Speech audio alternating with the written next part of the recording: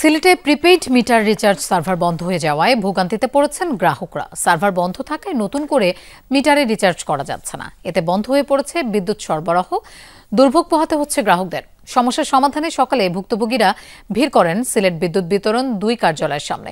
PDB জানায়, পুরাতন মিটারে নানা জটিলতা থাকায় চলতি মাস থেকে তা পরিবর্তনের কাজ শুরু করে বিদ্যুৎ বিভাগ। তবে এরই মধ্যে শনিবার দুপুর থেকে পুরাতন মিটারের রিচার্জ সার্ভার বন্ধ হয়ে যায়। এতে নতুন করে মিটারে রিচার্জ করা যাচ্ছে না।